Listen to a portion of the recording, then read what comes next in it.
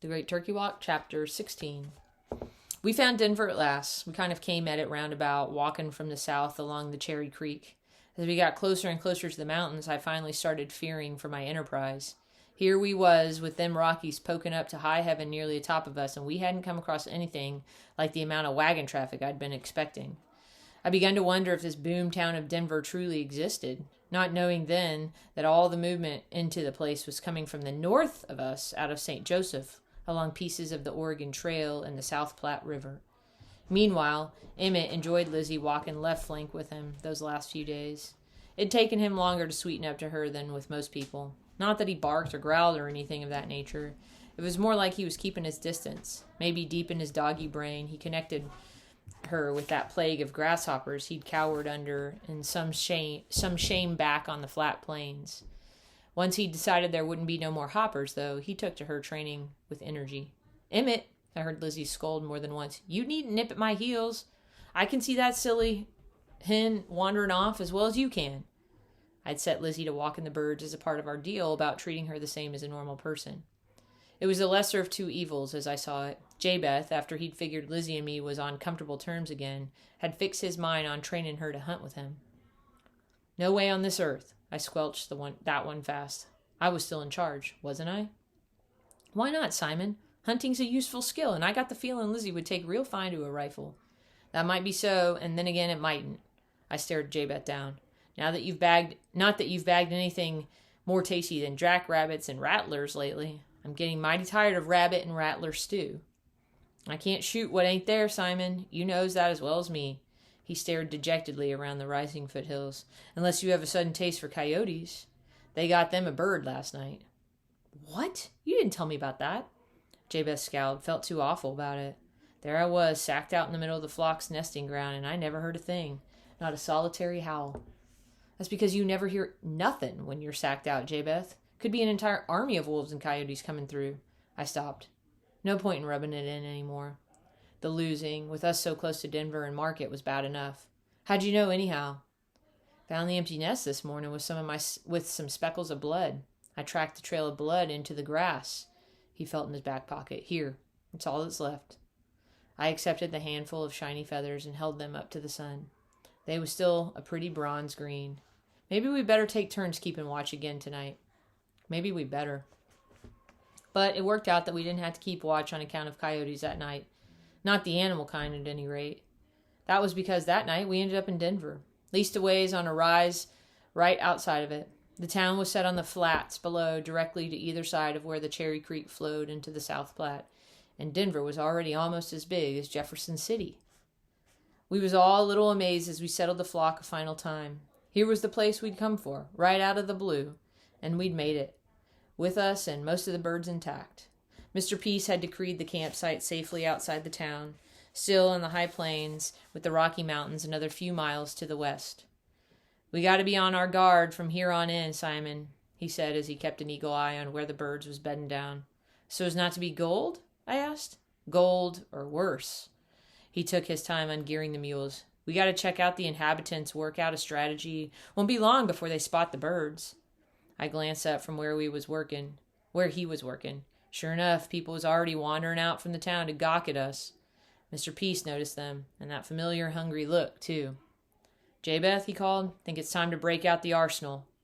"The rifles?" Jabeth popped up. "Yes, sir, Mr. Peace." When I got to saunter into Denver at long last, I was taken aback all over again at how much like a city it looked.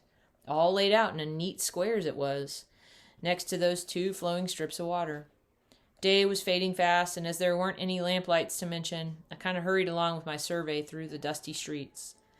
There was First Street, directly next to a bend of the South Platte River, and Front Street, sidling up to Cherry Creek with a wooden bridge to cross it. There was also a ferry to get to the other side of the Platte, and two churches, Methodist and Episcopal, which denominations seemed to have gotten here first, and rows of wooden buildings with painted signs and false fronts to make them more impressive. Wasn't an ounce of gold dust littering any of those streets, though, the way Mr. Buffy had claimed way back in Missouri. Even in the twilight, gold dust would have been hard to miss. That wasn't any big disappointment. I figured the gold would be more likely lurking in them fake-fronted establishments, at least in the hands of their proprietors. Nobody in Missouri had ever met up with a prospector that had returned with anything but more calluses on his hands. So I took note right off of the provisioners, them that mind the miners. Next, I registered a bank and a land office and a newspaper office and the express company.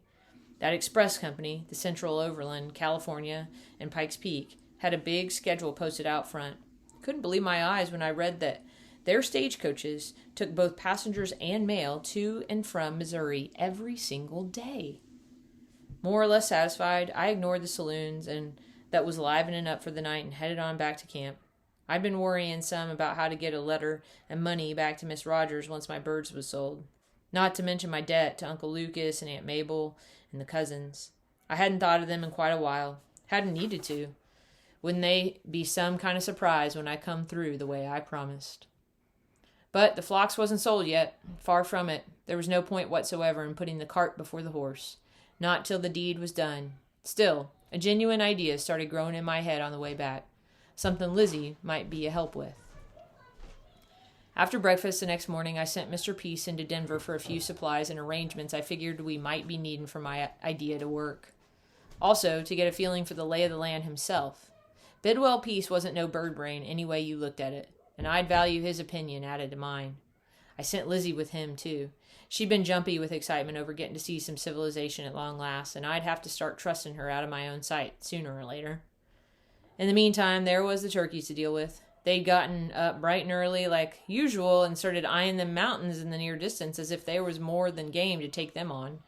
I felt a little bad they wouldn't be getting a close look at the snow atop them Rockies, or China somewheres to the other side. In the here and now, howsomever, I had to convince them to stick around for a little enforced rest. J-Beth?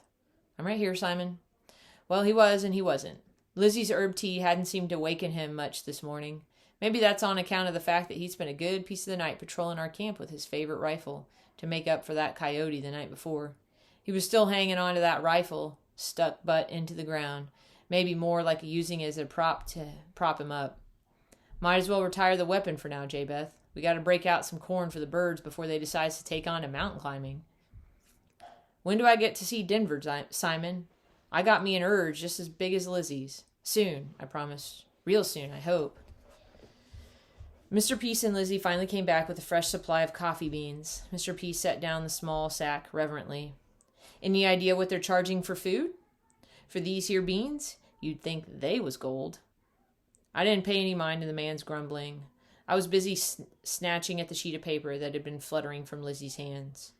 Mr. Peace thought you'd like a copy as a sort of souvenir. She smiled. They're being delivered to every business in town and most of the houses too, just the way you wanted it, Simon. Watch out for that ink. It's still damp. Too late.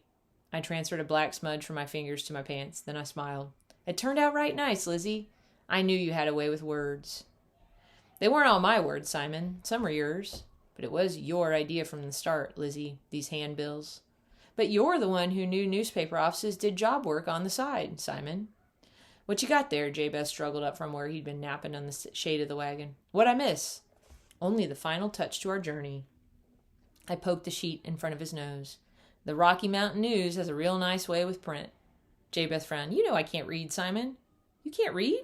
I stared at him dumbfounded. I never knew that. Why, even I can read, J-Beth. What's the matter with you? The matter is that nobody ever taught me. You think they got pretty little schoolhouses with pretty little school teachers like your Miss Rogers for slaves? But you ain't a slave no more, J-Beth, nohow. Still, can't read, can I? Well. Read it for him now, Simon, Lizzie broke in, and I can teach J-Beth how to read later. You can help me. Later? What later? I wondered to myself, but I didn't let on. I can? I mean, sure and certain. I squared the damp sheet before my eyes. I cleared my throat. Lucky I already knew what it said, or my performance might have left something to be desired. Here's the flyer. It says, Auction. High noon tomorrow by the Central City Well. The great turkeys of the Great Turkey Walk. Straight from Missouri, the finest, fattest, tenderest turkeys you ever set eyes on or will ever sink your teeth into. They have arrived in Denver. Except no imitations, brawn turkeys are the best. No scrip or shin plasters taken in payment. Gold coins only.